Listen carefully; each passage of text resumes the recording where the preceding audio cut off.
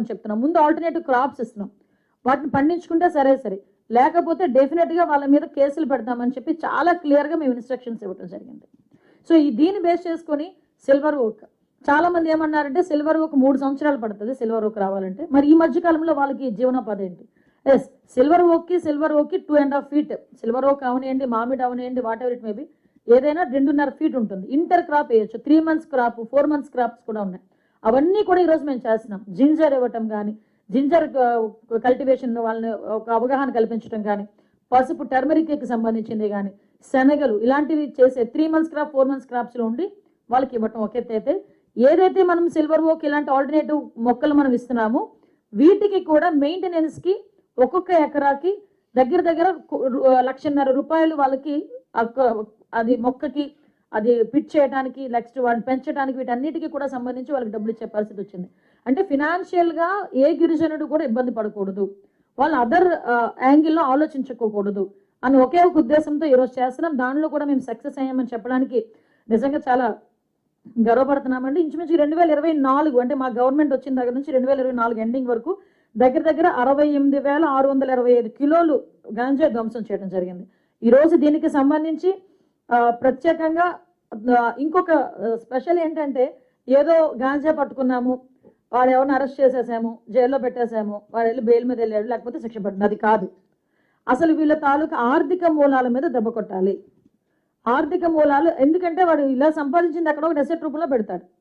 ఆ ఎసెట్ని కనుక మనం సీజ్ చేయగలిగితే ఇలాంటి యాక్టివిటీస్ తగ్గుతాయని గౌరవ ముఖ్యమంత్రి గారి ఆదేశాల మేరకు ఈ రోజుకి దగ్గర 7 కోట్ల రూపాయలు పైగా ఆస్తులు సీజ్ చేయడం జరిగింది. నాకు తెలిసి దేశంలోనే ఫస్ట్ టైం ఈ రకంగా చేయటం, మన ఆంధ్రప్రదేశ్ చరిత్రలో ఫస్ట్ టైం కూడా ఆటోమేటిక్గా.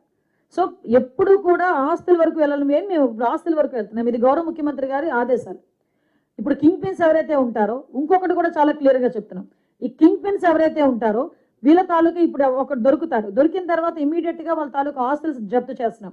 వాళ్ళు వేరే వారి పేర్లు చెప్పినా, ఎక్కడి నుంచి వస్తుంది, హౌరీజన్ ఎక్కడి నుంచి వస్తుంది అని చెప్పినా వాటన్నిటి మీద కూడా ఇన్వెస్టిగేషన్ చేస్తున్నాం.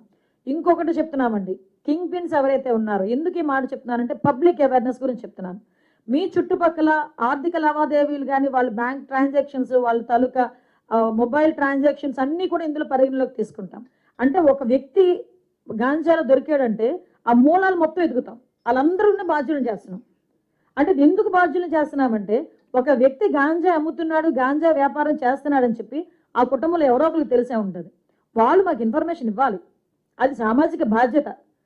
1972 కాల్ చేసి మాకు చెప్పాలి. అలా చెప్తే వాళ్ళు సేఫ్ జోన్లో ఉంటారు, చెప్పకపోతే వాళ్ళు కూడా ఇందులో ఈ ట్రాప్లోనే ఉంటారు. కంపల్సరిగా ఎవరైతే మేము కింగ్ పిన్స్ ఎవరైతే పట్టుకుంటున్నామో వాళ్ళందరూ, ఆ చుట్టుపక్కల ఉన్న వాళ్ళందరినీ కూడా బాధ్యులను చేస్తాం. ఎందుకంటే మేము చాలా పెక్యులర్గా చెప్తున్నానండి, డెఫినెట్గా మేమందరం కూడా ఉక్కుపాదం మోపడానికే మేము ఈరోజు సిద్ధంగా ఉన్నాం. ఎట్టి పరిస్థితుల్లోని గాంజా కల్టివేషన్ కానీ, గాంజా ట్రాన్స్పోర్టేషన్ కానీ, గాంజా కన్సెప్షన్ కానీ ఎక్కడ కూడా ఉండకూడదు. చాలామంది ఏమనుకుంటారంటే గాంజాయే కదండి, ఏదో మేము తీసుకోలేదు, మేము పండించలేదు, ఇలా మాట్లాడతారు. కాదు, గాంజా పండించడానికి డబ్బులు ఇచ్చిన, గాంజా ట్రాన్స్ఫర్ చేసిన, అటు ఇటు ట్రాన్స్పోర్ట్ చేసిన, కన్జ్యూమ్ చేసిన అన్నీ కూడా నేరమే. మీకు నిదాన్ పోర్టల్ అని చెప్పి ఒక పోర్టల్ కూడా ఉంది, సెంట్రల్ గవర్నమెంట్ పోర్టల్. ఆ పోర్టల్లో కనుక ఒకసారి పెడితే వాళ్ళకి పాస్పోర్ట్ కూడా రాదు ఫర్దర్గా. అంటే అంత గట్టిగా ఉంది ఎన్డీపీఎస్ యాక్ట్. ఇంకొకటి పిట్ ఎన్డీపీఎస్, నాకు తెలిసి రాష్ట్రంలో ఫస్ట్ టైం మనం యూజ్ చేస్తున్నాం పిట్ ఎన్డీపీఎస్.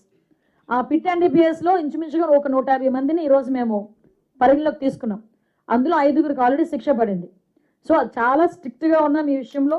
ఎక్కడ కూడా ఎటువంటి అంటే వాళ్ళకి సంబంధించి గాంజాకి సంబంధించి 0 tolerance, ఎట్టి పరిస్థితులను టాలరేట్ చేసే పరిస్థితుల్లో మెడికల్ షాప్స్ దగ్గర నుంచి అన్నీ కూడా మేము ఈరోజు మా సర్వేలెన్సెస్లో పెట్టుకుని మేము పనిచేస్తున్నాం.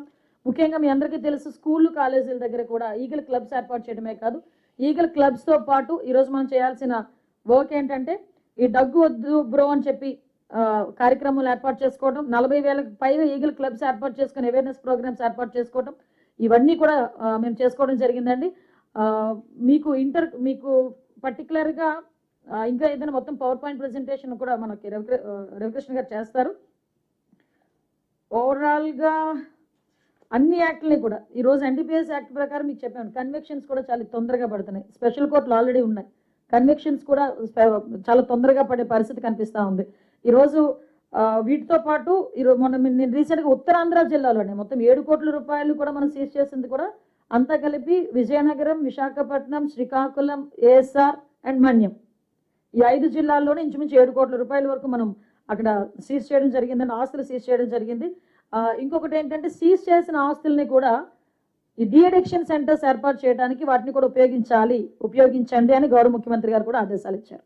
సో డీఅడిక్షన్ సెంటర్స్ మీద కూడా చాలా ఎక్కువగా దృష్టి పెడుతున్నాం. చాలా మంది అలవాటు పడిపోయి వాటి కారణంగా ఎన్నో నేరాలకు పాల్పడుతున్నారు. దురదృష్టం ఏంటంటే తల్లిదండ్రులను కొడుతున్నారు.